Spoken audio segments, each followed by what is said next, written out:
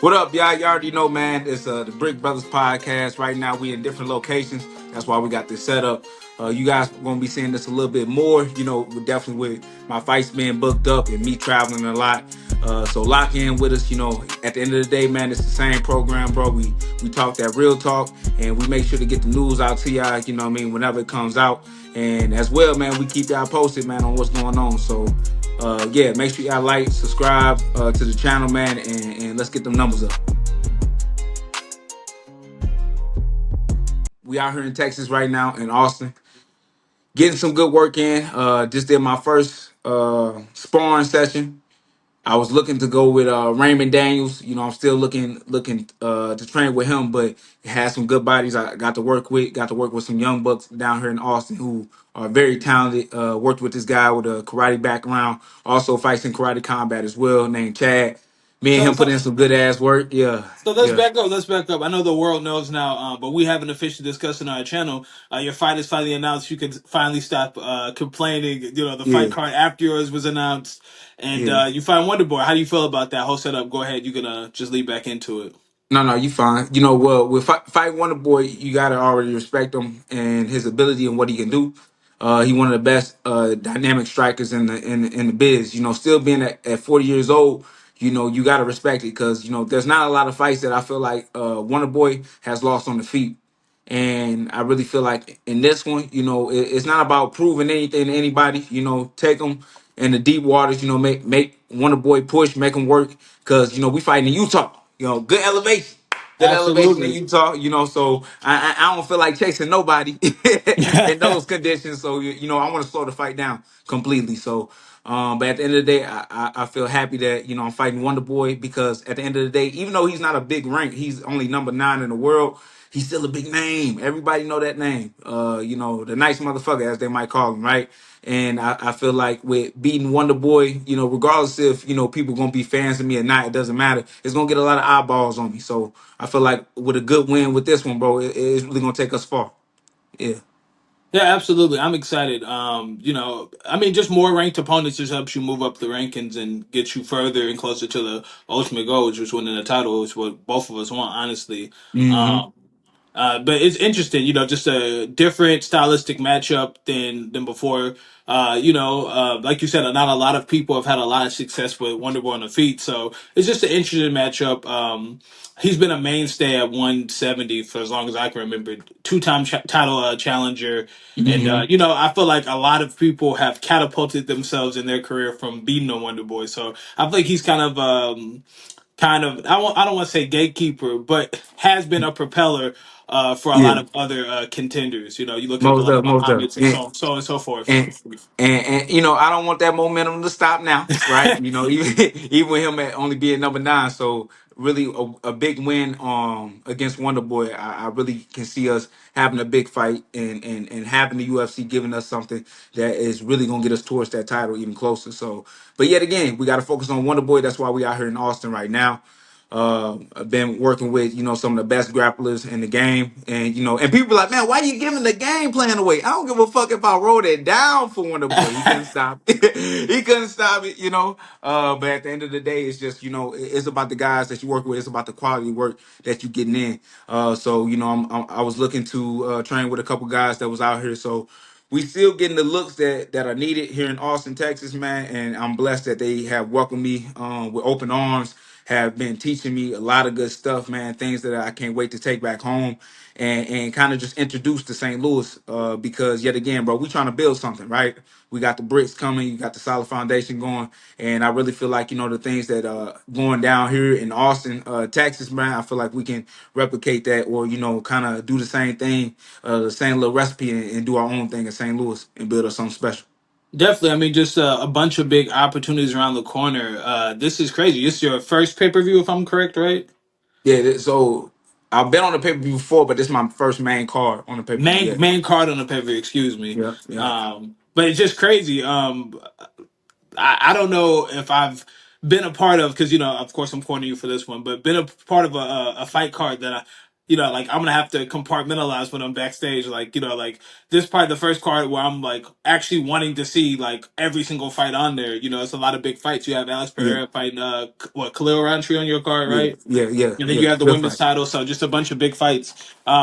Does that put more pressure on you as far as wanting to go out there and show up and show out? Because you know that not just the bonus scenario, but obviously a win it means a lot, but an impressive win means a lot more. So Yeah, you want and in my personal opinion, how I fight in the fashion that I come with, it's always gonna be impressive. Like I don't have to prove to anybody that I can stand up with Wonder Boy and kind of make it an ego game.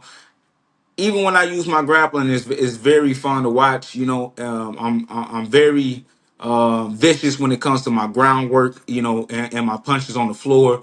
But I feel like I don't have to do anything extra. All I got to do is be me, man, and I'm gonna show up and show out regardless. So even though you got Alex Pereira on that card, you got Khalil Roundtree, you got Kevin Holland, you got a lot of just heavy hitters. Even Roman Delise. There's definitely a lot of people that's gonna be fighting for that bonus. But I just feel like if I just do what I do best, I can't help but find myself in position to get paid. no, definitely, I agree. Just a talent stack card there. You have Kayla Of Harrison on course. there, Of course, Mozart I'm gonna try. Igoya versus. I'm gonna try to tell Alex Pereira, man, to put a little curse on Dana and try to get that 300K back. Yeah, there we go. Yeah, because he tried to end that. Yeah, he was like, yeah, that no more. We ain't add no more 300,000 nothing to this card after Leon and got his ass whooped. I was like, God damn, Leon, it That's fucked hella up it funny. for everybody. But Yeah, it's all well, right I ain't though. gonna lie, that whole Alex, card was Alex just. Pereira, I think he gonna bring it back. There Sean. we go. Yeah, he be working his dark magic, so you're probably right. But you got Catelyn Vieira versus Kayla Harrison, Mozart Ivoya versus Aljamain Sterling. That's crazy. Your boy, Yeah, your friend Kevin Holland versus yeah, Roman Delise, yeah. Jose Aldo versus Mario Batista. You and I Wonder forgot Jose Boy. Aldo was on there. Yeah, King it's of just Rio. it's just it's just Yeah. a talent stack card. Then you got Mm. Raquel Penton versus Juliana Pena, and then Alex Pereira and Khalil Roundtree. So just a crazy fight. Very exciting to be a part of, and just a fight of that magnitude. And I feel like, man, you just one thing at a time, but we just getting closer and closer, one thing at a time, Mhm. just to prove the ultimate thing. You being the best welterweight in the world. I'm just Mm. excited for that. Yes, sir. Yes, sir. It's coming, man. The day's coming. Yet again, it's just all about preparation and being prepared. So we gonna get it. So Austin's been a good destination for the start of just kind of getting prepared with Wonderboy style and everything like that. What was the mindset in wanting to go to Austin, Texas? The mindset is just having the ability to work with the guys that is going to help me prepare for this fight. I believe that you got to find people that are stylistically the same as your opponent to get the real preparation for a fight. You can't expect to train with the same guys in the gym and try to have them replicate something that they aren't naturally good at, because Wonder Boy is a specialist at being a karate background and practitioner. I need to find somebody that's in that same field. So that was the reason why we came out here to Austin, to kind of see that, to see that type of style and try to see what type of game plan that we can really implement against that, But you got to see it, you got to work it. It ain't a amount of heavy bag work, mid work, imagination or video work. You got to feel it. So that's why we came out to Austin. No, definitely. I think Wonderboy is one of the only people in the UFC who has, a very, very unique style. I was Yes, trying to put it in words to someone, regardless of what Wonderboy is, at in the rankings, at any point in time, he can find that shot because he's such a specialist in what he does, and not a lot of people can duplicate or replicate what he does. Probably the exactly. him or maybe MVP, most unique sort of strikers in Yeah, the yeah, MMA. it would be, but yet again, that name that I mentioned before in Raymond Daniels, I think Perfect. is the perfect individual. And be honest with you, to me, kind of a more deadlier striker, on the feet. Raymond Daniels, very explosive. Has a lot of spinning stuff that he does. Very aerobatic. So I feel like if me being able to time Raymond Daniels and being able to keep him off of his flow and kind of pressure him and keep him from kicking space, I know I can do the same thing with Wonder Boy. So we locked in Definitely. over here in Texas. Yeah, Yeah, we locked great. in. Yeah, definitely. Did you end up catching the fights yesterday? It was the main card was cool. The whole night Yeah, was okay, but the main card yeah. was cool. You want to kick it off with the big boys, or you want to go from top to bottom? And let's kick it off with the big boys. We had Just Main event number 5, Jared Cannonier versus number 12, Caio Borralho. I probably butchered that, but man, what a fight! Man, I guess Kyle felt some type of way. You know, I'm not saying personally it was because of me, but he was like, you know, I'm not no grappler. I'm not no grappler. I'm versatile and everything, whatever. But it was a good fight. You know, Kyle definitely took some risks standing on the feet with Killer Gorilla. But I was definitely highly entertained by watching that fight.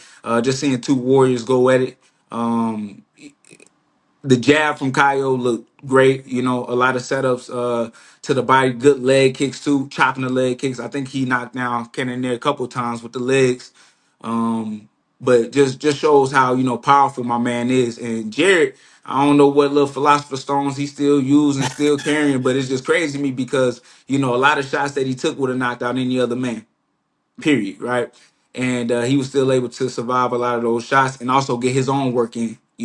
I love the shots from Jared Cannonier when it came to body, to pivots. His blocks coming in. It was a real fun fight to watch. I ain't gonna lie, a lot of good damage on both sides. Oh, dude, it was a fantastic fight. I felt that Jared Cannonier controlled the early pace with just using his simple boxing, his straights for really giving Kyle trouble. Kyle seemed to kind of keep his head up a little bit and keep it on the center line a little bit.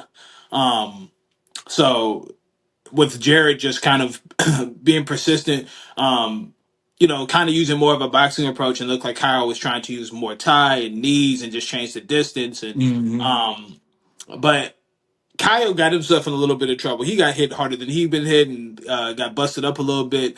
But what I took away from the fight is Jared Cannonier, despite how old he is still very competitive with the best. I don't know what the age gap is between them, but Jared Cannonier is 40. To have a Yeah. performance like that, I think Hmm. a lot of middleweights are lucky that he made that transition later in his career and got disciplined and got his weight down later because man, I think if he was in his early 30s, he'd give a lot of people a Yeah, lot most of definitely. trouble. So, Right, right, I think that right. was the biggest thing, his ability to recover and to stay Hmm. game. Because I thought he was out of there. Maybe it was the third or fourth round. I thought he was gone. I thought Jerry Nah, was done. it was the fifth round. It was No, no, literally no, the no, no, last no. But round. he got rocked real bad before that. I saw That the was the third round. Yeah, that was the right. But he was still there though. He was still No, there no, no, though. no, no, no, no. I just thought he was done. I thought when the Right. fourth round started, and then I got you. he I probably had got his you. best round after that. It was very, very Yeah, it's crazy, impressive. right? But no, but But he still was able to come back and still keep the fight competitive. very But competitive. that last sequence, I think it was the left straight hand from Kyle, right? He Yeah, really didn't. Kyle didn't have to pursue because he knocked out Cannonier on the feet, he right? did. He did, right? But this man, Jared Cannonier, is so goddamn tough, right? And just resilient. He just don't want to be finished. Right. Kyle comes down, kind of wake him back up, and he like, cool, I'm back into this fight.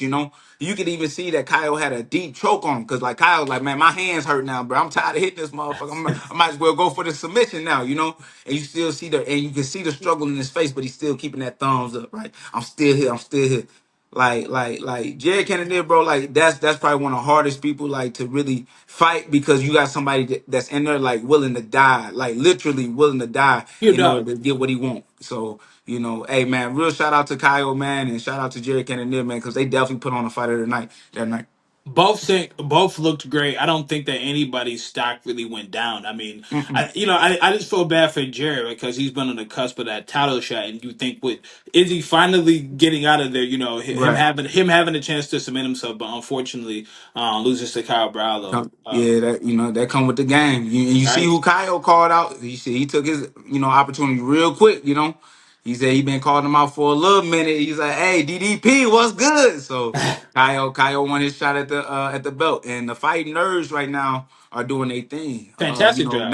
Not the biggest gym, not the biggest name, but right now they definitely make a name for themselves and kind of really showing or introducing who they are.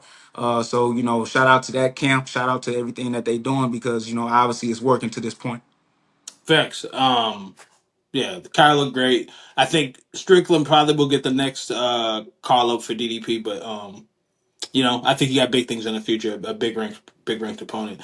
Then in the co-main event, we had Angela Hill fighting Tabitha Ritchie, number 9 versus number 11. Man, before I even say anything about the fight, you just gotta feel for Angela Hill. I don't know Yeah, if there's every time. one. one fighter on the UFC roster who's lost Yeah. more split decisions. Like, Hey. as much as she does right, it's just somebody will take her down at the worst possible time to just kind of Right. edge out and still around. I think if you look at the total number of strikes, Angela Hill actually was up probably in all three rounds. Tabitha Mm. Ricci just kind of landed those bigger bigger shots from time to time that kind of swayed the eyeballs. But I thought Angela Hill did great, consistent work, and just Mm-hmm. unfortunately got taken down just at bad times. Just Right. enough to steal around. But Yeah, it's crazy. well, what are your Uh, thoughts? Nah, just exactly what you just said right there, man.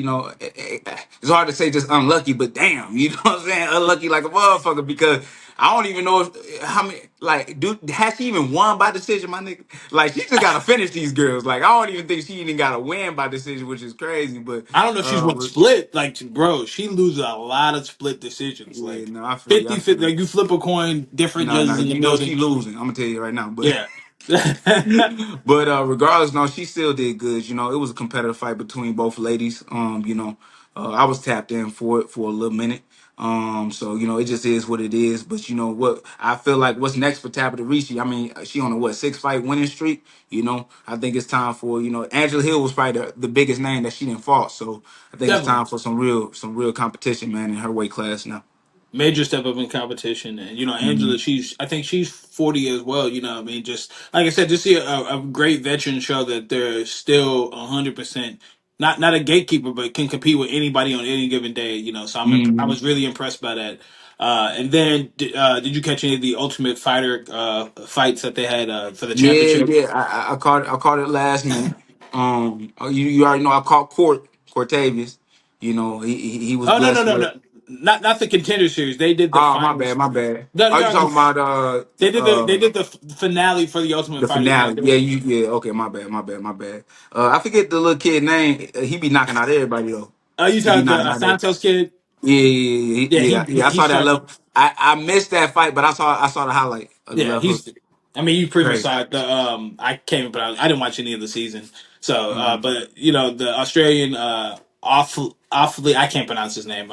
Apologies, but he just had a hard time. I looked up some of his fights. He was a really good wrestler, had a lot of power, but Marion Santos dude just had a lot of kept his distance and pressure well. It's like the other guy just couldn't get started. He just couldn't get the timing or the distance. And when he realized he needed to shift his strategy and make it a really in close fight, it he was ended up too getting bad. starched. He got starched. Yeah, That's how he got knocked too out. bad. But I give him all the credit in the world because when things aren't going your way from distance, you have to do something to change it. He didn't want to Right, right. accept losing the decision. He really went for his victory, so I give him credit for that. But the Hmm. Santos kid looked really impressive. And then and the next one we had Ryan Loder versus Robert Valentine.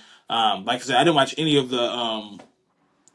the show, but I did watch obviously the fights yesterday. And, it was a really impressive grappling match, kind of really from the Valentine and from Loder. It was just interesting to see that somebody. It looked like Loder pretty much predominantly was a wrestler. It took me back to like watching MMA Uh-huh. 2006. Like when you could kind of get away with that, and it was pretty much his only objective, and he kind of got Got it to the Valentine. judges, huh? Huh? Got it to the judges. No, Went to no, the judges. he TKO'd him. He TKO'd him. ITK on. Okay. But he kind of got the Valentine into wanting to grapple more. The guy he was competitive. He has good jujitsu and stuff like that. But I think his best route to victory would have been on the feet. But it was just an interesting fight, and then he got him into a crucifix and just couldn't get Buddy off him. Just was stuck there and ended up getting TKO'd. Um, but interesting fight. And then we have your weight class, the welterweights. We had Neil Magny fighting Michael Morales. Yeah, yeah. You Um, got another killer in the rankings now. Yeah. yes, So sir. I watched that. So I see. I don't. Unfortunately, and I know this is our job, but this is why I stick with you, man, because I know you're gonna watch the fight. You know. I dip and dab on the fights that I need to watch because I can only stay focused for so long. Hmm. And that Neil Magny and that Michael Morales, I definitely had to tap in for that one. And I feel like for this fight right here, Neil Magny, bless his heart. But like you said, this was a lot of fights where they had the older guys or people that was ranked or whatever fighting the young, what I'm saying, up and coming guys that need to start making their name. And I really feel like for this one. Neil Magny wanted to prove a lot, and such, but shit, Michael Morales shut all that down. Lil Mac had a little success trying to slow down Michael Morales, but once the fight got down to the floor, man, and Michael Morales put in them hooks and took his back, bro, it was over with. It was a wrap. Well, that's kind of Neil's game. Like he just kind of is really good at making fights ugly. Who was the kid he fought last time? He fought. Michael Mallet, Yeah. Mike Mallet. Mike Mallet, yep, in Canada. And, Mallet was just kind of just controlling the majority of the fight, making the fight gritty. Well, Neil was making the fight gritty, and Yeah, I'm Mike about to Mallet say was. Mallet was winning the whole No, time. no, Don't get Mal it was winning twisted. literally the entire time, and Neil just does what he does best. Yeah. Constantly standing in his face, being the pass, putting on the pressure. And he was doing the same thing against Michael Morales, but they had that second break, and Morales landed that spinning elbow, and it was Yeah, just boom. Yeah, right off the back. Yeah. from there, Morales Uh-huh. was able to control, and I think just showed that he's ready to move to the next level because Neil Magny is one of those guys that if you having an off day, it's going to be a tough one for you. But Most Michael definitely, Morales, most he's definitely. definitely ready for He, a ranked opponent, and yeah, yeah, yeah. He was def- locked in for sure. He was locked um, in for sure. and then on the last fight on that card, we had Edmund Shabazian versus Gerald Mershart. Man, Yeah, yeah, yeah, yeah. Edmund, I don't know. Edmund dropped the ball on that one, boy. What you call it? Fumble what? he fumbled the Fumble bag. the bag. Yeah, Edmund Shabazian. I just feel that he is one of the more talented guys in the UFC. It's just the fight IQ has to catch up with talent at some point. Mm-hmm. Yeah, Because he was giving Gerald Mershaw a lot of trouble, and Gerald's one of those guys you can't rush in on. You can't just say you're gonna finish. He has real slick jujitsu, and after he realized he wasn't going to get the finish on the ground, he landed a good body shot and then a good, maybe I think it was like a hook too, and he tried to go mm-hmm. for the finish. Just being smarter. You've had fights where you've rushed it and you've gotten finished before. At some point in Exactly. time, you have to realize that Gerald Mershart's a really good veteran and to take your time and just, Yeah. put on more attrition. If you don't get the finish, have something where when you go to the feet, you're still able to be effective. Land those good body kicks like he was landing good All hooks, right. the 1-2s from distance. And it just seemed that once he went to the ground with Gerald, his He just coaches went told him, crazy. his coaches told him to get up though. They warned him. Yeah, They said, "Hey, get up for yeah, fifth." And I think he yeah. just used all of his energy He did. had nothing Yeah. left, and Gerald Mershaw does what he does Yeah. best. And then what he had like a minute left, and like as soon as the fight, because the fight did get back up to the feet eventually, right? It And did. you seen Gerald, he shot that shot. He got, Edmund down to the ground. And obviously, like you said before, so it's not really the submission. Now, don't get it twisted now. GM3 now, anytime he got a submission like down, he probably more likely gonna get you. But at the end of the day, it was still because Edmund kind of wore himself out. And like you can still see that there was space. It was a gap in between, even with the arm triangle that, Edmund probably could have survived if he just toughened it out just a little bit more. But he exhausted himself already. That gas tank was already gone. So, you had, GM3 just going ahead, just ciphering that tank, just slowly but surely, and got him up out of there. Yeah, No, for the you're test. right. It was four. He got finished 4 minutes and 12 seconds of the second round. Um, Mm, Definitely was up on the scorecard 2-1. Just kind of have to survive the third round. And Gerald's not a wrestler by trade. He's more of a straight jujitsu guy. hmm He'll even pull guard to get his submissions off or whatever. So I thought Edmund Shabazi, like I said, just fumbled the bag. At some point in time, hopefully he gets to the point where he can really have his talent and IQ come together and he can have great performances. Because I think he's really talented. Just making those small blunders and mistakes. Like I said, I just think that if you're going to lose to somebody, it's best to lose on your terms and not theirs. And if you get me to the area where you're the best at, I couldn't avoid it. But to initiate the wrestling and to stay there once you don't see the finish and then just you lose all of your gas tank against a Crazy. crafty vet, probably not the smartest, but It that is was what the it is. yeah, right, that was the main card. So I have a question for you. Go you ahead, as line it up. you as a fighter, do you think that rankings matter? Uh, yeah, to a degree, yes. If you winning, if you climbing up the ladder, yeah, obviously because that's the one that cements you to fight for a belt, for the gold. But at the end of the day, when you got guys not competing and trying to rest on their rankings and shit like that. That's that stuff that I do not like. You know, if you didn't took a couple L's and you know what I mean, if you've been losing whatever, then you got to take whatever challenges that come in front of you. But at the end of the day, yeah, the rankings do matter. You know what I mean? They kind of show you where you at. As a mental side, you shouldn't give a fuck about the rankings though, because at the end of the day, you should think that you number one. But when it comes to business wise, yeah, that's always important. Yeah. All right. So do you know where I'm going with this? Mm-mm. So you have on the fight card that you're fighting on, you have Alex Pereira fighting Khalil Roundtree, and it Who seems number eight? Who right. number eight? Number nine? Yeah, It would seem that what's his name? My guy Magomed Ankalaev yeah, yeah, yeah. probably should be in line next to the title. So do you But he feel already like booked though. well yeah because I but obviously they could have given him the fight. You Oh, they know could have. They could yeah. have. So do you feel like the number one guy should necessarily fight the champion, or how do you feel like that works? I mean, I'm sure you at number 11, you don't care if you get bumped up. What does it matter, right? Blessings, right? But no, no, no. That's what I said before. I believe I said it before on the podcast. You blessed if you ranked. Period. Right? Because at the end of the day, when we fighting each other, whether 11 fight 8, whether 8 fight 6, or what I'm saying, whatever, 6 fight, the champ, it really don't matter. As long as you rank, you have an ability to fight for the belt. Now, if you worked for that position to fight for the belt, then you should obviously get it. Like Ankalaev, right? Hmm. He deserved to fight for the title. He coming off of what, 2 wins now? Something Don't like catch me that. lying, 2 wins.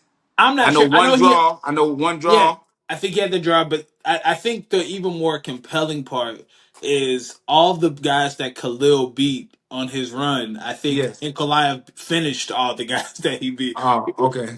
And I think Right. that's kind of one of the more compelling things. Let me Google it. Uh, Okay. Well, I don't know nothing about that, but regardless, though, yeah, yeah, he he like, yeah, should get fuck it. that, fuck that. Yeah, he definitely should get it, man. Definitely because he hasn't fought for the belt yet, not against Alex Pereira at least, right? And that shows that you're the number one contender, period. But yet again, like I said, as long as you got a ranking, you blessed. So they're gonna put you in a position to fight whoever as long as you in the rankings. No, you're So right. that's just I think you saw with Bilal or Leon Edwards. That obviously, whoever they feel, Darren Till yeah. got a title fight sooner than Yeah, yeah. Leon Me Edwards because has. I mean I'm glad you said it right there, right? Leon number one, Usman number two, Kobe probably three, right? Right. Kobe ain't fighting no time soon. But Leon, he already lost, right? So it's not like they're gonna bounce it back with Leon anytime soon. Usman still on a 3 fight losing streak, man. I feel like you got to prove yourself, nigga, before you just go ahead up and fight for a title because the nigga that you lost it to got his ass whooped by the nigga that got the belt right now, right? True. So, in my personal opinion, it's just like, okay, even if you still want the person to fight a number one contender, you got to see who can be able to replace that person, right? So that number one guy needs to fight somebody to, be able to pretty much mix it up a little bit, right? Just how Neil Magny ended up fighting somebody that was unranked, and now you got a new ranked fighter in Michael Morales. You got a new top contender in Caio, who is number 5 in the world now, and could possibly fight for a belt as well if it's not Sean Strickland. So I feel like at the end of the day, these guys have not, especially at the welterweight division, these guys have always been, what's the word I'm looking at? Cycling through one another from 1 to 5 and only fighting each other and then not giving the guys at the bottom any chances. And I feel like that's not fair, right? Because at the end of the day, it needs to all be cycled through with everybody fighting. Period. If you number 5 in the world, you fight number 12, you should be able to whoop his ass, right? I agree with that. Yeah. Right? Realistically, you know. So at the end of the day, it's just like we got to keep this in motion when it comes to the rankings. It should always be moving. It don't have to be set up where it's like a bracket or like a tournament base, but it should be random people fighting each other within the rankings. Period. That's how I feel. Unless you're the champ. And if you're the champ, whatever, then you need to be able to prove yourself why you should fight that motherfucker. Right? You should be on a winning streak That makes within the sense. rankings. Within the rankings. No, yeah, it's just interesting, just kind of how it happens. And I feel bad for Magomed and Kalive because Anthony Smith, I think, who Khalil definitely finished. So did Magny and Kalaf. I think he finished him. He finished him in the second round. And then I forget who the other person. I think it was Johnny Walker. Don't quote me on that, because I'm just freestyling. Johnny Khalil got finished by Johnny. Khalil got finished by Johnny. Ankalaev finished him the last time he fought. So it's just kind of interesting. It's not like he's like a super boring fighter. Is, I guess my point. He gets finishes. But it is what it is. I like the fight between him and Khalil. To be quite honest, Alex Pereira versus Khalil Roundtree. I think that's super interesting. Nah. You don't think so? You think Khalil finna get scraped? Yeah, but Khalil bullshit, dog. He said, bro, I ain't never shot a takedown. I ain't gonna start today. I'm like, bro, you tripping, bro. That's the wrong nigga to be trying to stand up on right now, especially at 205. But I'm intrigued to see it. Even though you've been trained in Muay Thai or went to Thailand, it don't make you no Muay Thai specialist. I like that. No, for real, that's 100 though. You know what I'm No, saying? I Like, get it. motherfucker, You yeah, talking motherfuckers about think. somebody who spent a lifetime versus you doing this for 5 6 years. It's different. Yeah, it's a big difference, right? So at the end of the day, I feel like with Kalon Roundtree, he can make it fun for the amount of time that he gonna be fighting out there. But I believe that he will be exposed in the level of experience when it comes to the kickboxing, if that is his true game plan. I think it has Um, to be. I don't think Khalil really has that in his bag. I don't know. I've never seen him using a really grappling heavy approach. right. I mean, let me catch me stop. Hold on, because even earlier, I believe he did use takedowns, even though he said he ain't never shot for no takedown. I think that's cap, to be honest with you. But I gotta go look back in the He's been in bag the to make UFC for sure. so long. Right, exactly. So, but regardless, though, with that being said, it's just like at the end of the day, the aggression that you're gonna have to put on Alex Pereira, right, is gonna expose a lot of things. Now, if you can work inside, if it was at 185, even though Khalil Roundtree is not a 185 fight, if it was 180, I'd be like, all right, bet I can get that. But this fight being at 205, this is where Alex Pereira, this is where he the best at, and performance wise. And I feel like the ability of Alex Pereira is just like he not slow. He fast. He still got good fast twitch muscles at 205. The way that he kicked that front lead kick up against Yuri Prohaska, you know what I mean? The speed behind that. Um, I ain't gonna lie to you, man. Yeah, I don't think that's a good route for Khalil Roundtree, man. I think he need to clinch that motherfucker, put him up against the cage, and take his ass down. Put him on the singlet, man. It's time to go wrestle, dog. It's time to go wrestle. Yeah, yeah, yeah, You yeah. I think ain't gonna gonna be a stand with booty you. warrior? Yeah, it's time to be the booty warrior. Yeah, yeah, yeah. To Hey, me, look, look, look. All I gotta say is, look. Yet again, with my game plan, I ain't got nothing to prove to nobody. Definitely going out there putting my singlet on. Got the headgear, got the specialized headgear married up. Yeah, got my wrestling shoes coming on. Yeah, me and Wonderboy gonna have a good time. Yes, sir. Yes, sir. hey, that's hella Yeah, funny. But no, y'all call it Wonderboy. I call it Wonder Bread. I want me a slice. you want your slice? Yeah, But I want me a slice. that's hella funny. But that's just I don't know. It just cracks me up because people don't understand. It is mixed martial arts. Whatever gonna get you that dub at the end of the day. Because if you get scraped, it ain't gonna help you at all. Yeah. It just put you in the back of the line, especially if you're Yeah, number no, no, five. no. It's gonna put you on ESPN, nigga. They gonna be playing them highlights. That's Right? what it's gonna put you on.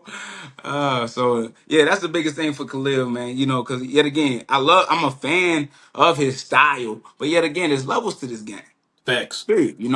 And if you want to prove that to the world that you on that type of level, prove that you're a world champion. You know, Right. prove what it takes to become a world champion, not a fucking kickboxing expert. Shit, crazy. Yeah, you got to make adjustments if you want to fight at the highest level. It's always going to be somebody cycling through, and I honestly, I think you see that when guys get the belt that they embrace, like whatever I got to do to win. I think sometimes people make it a war of ego sometimes and wanting to do have a egotistical fight. Not the smartest, not the greatest game plan. I'm a striker. He a striker. I'm finna knock him out, and that's just not how it works. Like you got Mm-hmm. to work to somebody's detriment. The same Mm-hmm. way he went to Muay Thai, Thailand to perfect Muay Thai. You could lock Yeah. in. Because it came off because he got knocked out by Johnny Walker. That's really why he went over You're there to right. Muay Thai. Yeah, because he got knocked out by Johnny Walker. But just because you did that, yet again, you learning, you just adding tools to your game. That's beautiful that you did that. But let's add some more tools. What's gonna have you get more success in your game? So yet again, hopefully he just talking, blowing smoke in the air. and we get a little surprise from Khalil Roundtree, you know. But yet again, I don't know, man. That dark magic different, you yeah, so he But might have that Khalil Roundtree under the spell right now. We just don't know it. you know Yuri that's tried to warn us. Yuri tried to warn us, nigga. you know that is funny too though because Ankalaev did say that he's like, oh, I'm for the strike, but I'm for to knock him out. No, he capped it, but I think he was just trying to get that fight. Maybe Yeah, Khalil just trying to get the just was trying to get the fight, and yeah. he'll mix it up on fight night. I Element of hope so. surprise. It is Um, what it is, though.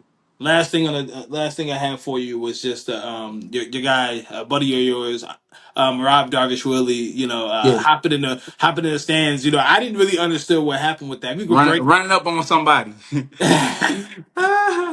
If you could break. um, I don't know much about it either. I think it was at CJI, if I'm not mistaken, and they out there having a good time. But I guess had a heckler out there, somebody that was bugging them and talking about Sean, how Sean gonna do him dirty and or knock him out or whatever and shit. Morale don't be playing. To be honest, with you, this ain't the first time Morale done pulled up on somebody. I remember he was at one of the fights, whatever, and he jumped up on the bleachers, whatever, try to climb up like a monkey to try to get somebody, bro. And so Mariah really be about that smoke. But at the end of the day, luckily ain't nothing really happened. It really didn't escalate, what I'm saying, past any point besides dude probably having his ego hurt, what I mean, or being embarrassed, what I mean, by Of having his hair course. pulled on a little bit. But regardless though, I think Mariah is, the type of person that really puts passion behind his training and what he do and who he fight for. Obviously he's fighting for a title, and it took him a long time to get here, right? And I really feel like with him dealing with all of that and dealing with the naysayers or dealing with any little people out there, it probably get to him, But I hope he uses all that and focus all that energy towards the fight, because I'm really excited to see what Marab has for Sean O'Malley. No, definitely. I mean, I've seen you interact with a bunch of fans. I've never seen you come close to losing cool. Is there any time that you felt like I really have to shut this guy up? From a heckler, a fan. It Nah, seems nah, like nah. you embrace it very well, Me, man. We like to crack jokes. Yeah. right? So it never be no issues with me. I never really had nobody try me in the first place, which I guess is a blessing. But at the end of the day, we know how we make our money. At the end of the day, these words don't affect us at all. Because at the end of the day, the people that be heckling and talking shit and doing the most, those are the people that's paying attention. And those are the people that's be watching, because at the end of the day, if they don't like me, they hoping and they praying like, somebody gonna get them up out of there. So I know that they gonna tune in every single time. So my job to make them feel bad about themselves is just to keep winning, keep being successful, keep grinding and keep pushing towards what they believe that I'm never gonna obtain, which is that world title. True, and you think of Armin Saruki, and that's actually how he got himself screwed. Suspended. Latest. Yeah, that amount of time. Just having that emotional reaction. I don't know if the fan actually grabbed him. The fan says he just was talking. Armin said he was grabbed. Whatever the situation may be, you got to keep your Uh, cool because it can yeah. affect your bag and your opportunity. That's all. That's all I'm thinking. Because I don't know how everybody else living situation is, but like I ain't trying to fuck up my money, Yeah, Like right. this how I feed my family. This is how I'm able to, venture out and do other things that I feel like it's gonna secure a better future for myself and for the people that's around me. So, yet again, your words and what you say to me has no effect whatsoever because you can't do nothing to me, right? Right. Now somebody trying me, trying to put their hands on me. That's Now, different. by law, by self defense, oh, we can get activated. You know what I'm saying? Right. And I might sue your ass, motherfucker, because I had a fight coming up, motherfucker. Now my foot hurt, nigga. You know what I'm saying? Type shit. But regardless, though, I feel like for me, you got to have emotional intelligence, man, when it comes to this field, and especially when it comes to mixed martial arts. And definitely when it comes to the UFC, because we deal with so much, man, when it comes to not just fighting, which is that's already the hardest thing in the world, but having to deal. Okay, of course, when we win, we on top of the world. But like when you lose, bro, like people just get at you. So you gotta learn how to emotionally be able to deal with all of that. And I feel like there's not really a place or really people that you can really talk to about it besides other fighters that deal with it. So and in my personal opinion, it's just like, a lot of fighters that's coming up in the rankings or, just coming up, trying to get into the UFC. Like be prepared for that. Be mentally prepared for all these type of things because, believe it or not, it can't have some type of effect on you. You can believe that you're not as good if you reading comments like that all the time, right? If you just on your phone scrolling through the comments and you actually believe in that energy that you receiving from there, it can mess up your career. It can mess up your mentality towards your career. So I really feel like a lot of guys, they should mentally prepare themselves for what comes with fighting, with which is the fans. You know. Cause I don't Yeah. know, man. We ain't got the best fan base, man, when it comes to the UFC. You know, like not loyalty. Like I think as the fans, they love to come out and watch us fight. But when it comes to whether it win or lose or whatever, it's just like people find it funny, like or laugh or make let's say what's the word I'm looking for? A Oh, I get mockery. it. No, make a mockery of what you're trying to do. Even if you fail, even if you fall short, ha ha, you ain't do it right. But what you doing, nigga? You watching us. Right. You know what No, I'm saying? You watching you what the fuck we doing, nigga? you right. So it is, it is what it is. But yet again, I feel like that's one part that I feel like a lot of fighters aren't prepared for until they get to the big stage, and then they just get boom, like it's just in front of them. Right. No, you're right. Look at Israel Adesanya, excuse me. My guy was on top of the world. Even Volkanovski. People, now people calling him washed and saying, Hmm. "Oh, the fall off." It's like how many fights did he perform, and how many times did they defend their titles? And you think about Israel Adesanya, how long he was undefeated for, one of the longest Right. undefeated streaks, just in general, like in their And speaking career. and speaking on people, just thinking about the people that just never got they shine. Right. Just That's like going back on Jared Cannonier, like that boy put on a fight of his life, literally. But I just never seen that boy ever get his flowers. no. Never, I think Jared's one of the best middleweights ever. Like as far as talent, Period. I don't care if he touched the belt or And whatever. matter of fact, speaking of it, because I just seen this little video on Instagram, right? I don't know if you seen it, bro, but I don't know if Jared Cannonier, he was at a school with his kids or I whatever, saw but that video. Yeah, yeah. It's an he older said, video when he he's said, fighting hey, Anderson. yeah, he was like, I'm the best fighter in the world. She's like, no, you're not. He's like, yes, I am. Hey, he was really gonna get busy with with the girl, boy. Hey, he stood on But business. He stood on stood on business. business with little girl. But regardless though, it's just like because you put so much work and effort into what you are doing, right? You expect to get that respect back. You expect to get the recognition that you deserve, but unfortunately, it's just we just sometimes don't get it. So hopefully, in the future, when I continue to fight the way I'm fighting, I might not get it now, but I feel like in the future, man, when people get to look back, they gonna be like, "Damn, man, we missed Buck, bro." And Yeah. so it is I what think I it think is. people always don't know how good they have it, and just speaking what you speaking to as far as believing. I was talking to somebody the other day about the fight announcement, this and that, and you think he's gonna do well? When somebody was saying to me, I was like, honestly, I think, Joaquin. Obviously, I'm somewhat biased, but not really. Like I'm like, I think you're the best welterweight in the world. I fully mean that. And they're like, oh yeah, of course you said. I'm like, I told you that before you was even signed to the Before, UFC. yeah, that's a Like hundred. you Stand can't. on it, yeah. I believe. And look, I'm gonna say this: you said it before I believed it. I'm like, nigga, the fuck, I ain't beat no damn tomorrow. But So that's a hundred. Yeah, my point yeah, being is you can't start believing it when it happens. You got to believe yes, it sir. far before it does. So I Yes, sir. never Yes, sir. blame a fighter for feeling like they're better than the next person. He did beat Anderson Silva, who is the greatest middleweight of all time, and Mm-hmm. he competed with Israel Adesanya. And think about the fight with Strickland and all the great beating Marvin Vettori. All the stuff that he accomplished in his career. Jared Cannonier is one of the best middleweights of all time. He might not have the hard work, but if you put him in any era of middleweights, he would be at the cream of the crop. He'd be somewhere in the Yes, top sir. three. And just giving people the credit for what they do. I think in this sport, unfortunately, like you have in basketball, you have the guys who fell short win the title, and they might not be seen as the GOAT, but we recognize that a Penny Hardaway or an Allen Iverson or a Charles Barkley has a certain level of talent. And I think in mixed martial arts, it's like if you don't touch a belt, we act like that person was never super talented. Like I'll talk about Mm-hmm. eras with people, and I mention guys like John Fitch in his heyday, Josh Koscheck. Mm-hmm. No, they weren't that good. I'm like, they were killing everybody. You can't say Yeah. they were. You can't say they weren't good, or just you insert fighter just because because you don't win the belt. It's like you go out there and beat GSP. You know, like Yeah, yeah, it's a tall task for people to realize that, like, it's not necessarily that these people aren't good. It's just they might have had somebody in front of them that was pretty different. Think about you fighting Mighty Mouse on his streak, or John Jones on his streak. hmm I mean, it's just, it's easier said than done. Like exactly, I don't exactly. blame guys for falling short, but if you look at the talent of some of the people that these guys fought, they're up there. For Yeah, sure.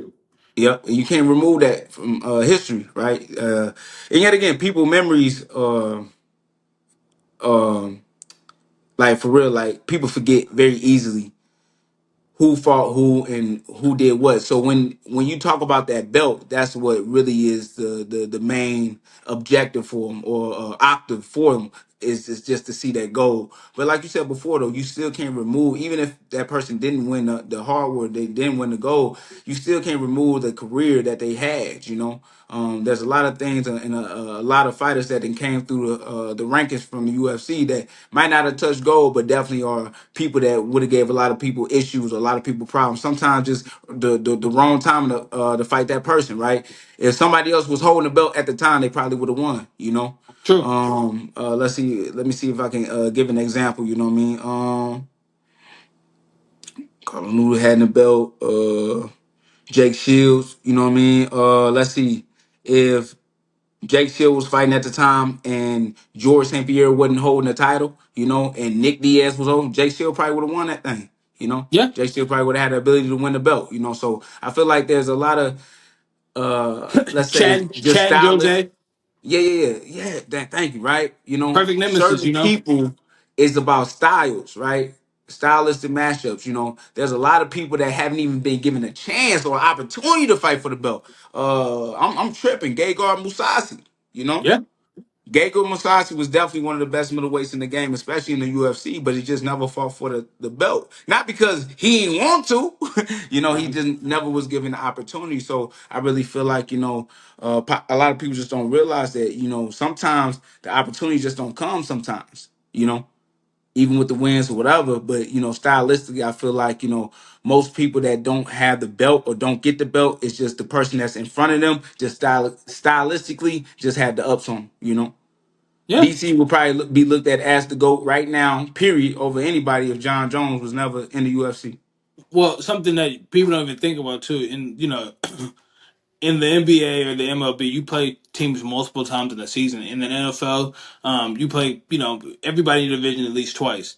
You got to Right. in the mixed martial arts. You got to be the best version of yourself at 9 At p.m. that or at moment. 6 p.m. And Yeah. there's no run back next week, next month, whatever. I got to be better than you at this specific time, this specific day. We'll never run it back, most likely, and that's what it is. So hmm I say oftentimes to people who don't fight or never compete in the sport, it's not necessarily who's the best fighter; it's who's the best at that moment. You got to be able to perform, right? We've heard about a lot of guys who've been extremely skilled and talented in the gym, but when under the lights, they don't perform the same. Or you might have an injury that's going on, just wrong time, wrong place. MMA is a serendipitous sport to a certain degree. Everything just has to come together at the right time to make everything happen. And if one piece is missing, oftentimes that fighter doesn't come out on top. So I think that's where sometimes the fan base can be a bit harsh. Yeah, no, most definitely. Because yet again, for me, I'm not trying to prove it to nobody that I can be the best in the world, but I kind of use that energy, right, to keep fueling me and to prove people wrong necessarily, right? Um, I don't like to listen to it, but I still use it for my own benefit because when the days I don't want to get up, I know they talking. They talking about what I cannot do and what I will not do, and that's what's gonna get me up in the morning and get these rounds in, right? To get the road work in. So you can always use the hate as a great motivator too, as well, instead of you using it or looking at it as a deterrent to what you're trying to do or what you're trying to create. So I feel like the fans, whether love you or hate you, what I mean, you got to use them for what they good for, And at the end of the day, as long as they watching, that's a positive. I wanted to mention Marab's cut if you want to go over it or whatever. Yeah, we talking about it. So Merab was recently online and shared a picture of a pretty bad cut before Yeah, this fight.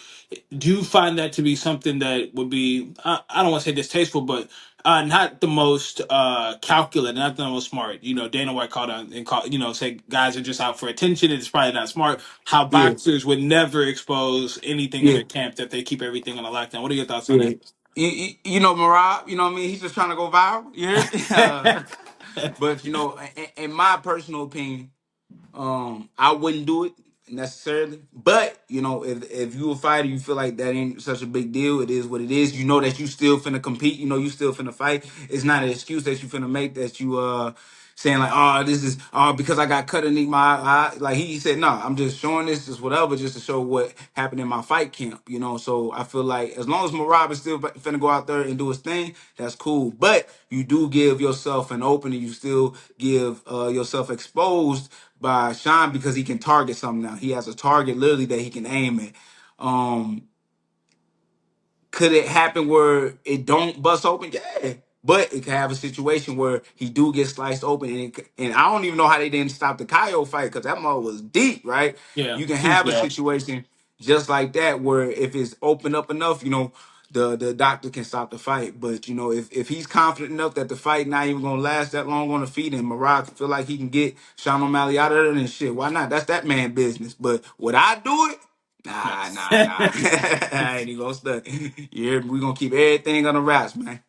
Yeah. No, that's just funny because I can't think of a situation where somebody's fighting for a title where they would put that on wax. But I think if he wins, and also Merab, I've never met him in person or anything like that, but he just doesn't come off as the kind of person who look for an excuse. He doesn't come Mm. off the type who would use that as the reason why he won or lost. Nah, nah, nah, nah. If he lost, he just lost. You hear me? So I feel like with Marab, yet again, he's just doing what he feel like is necessary in order to keep people talking about the fight. Yet again, now they talking, right? This is True. more promotion for you. You got the boss talking about it. So instead of the boss talking about power slap, but John Jones, he talking about you, regardless if he calling you stupid, retarded. Hey, I can't wait till Data starts talking about me. Nah, never mind. Let me cancel that. I got knocked out last time that nigga said my name. Yeah, that That's nigga worse hella than funny. Drake. That nigga worse than Drake. That's He funny. worse than the Drake curse. But regardless though, that's what Merab is doing, man. He's trying to sell the fight. He's trying to keep the content going.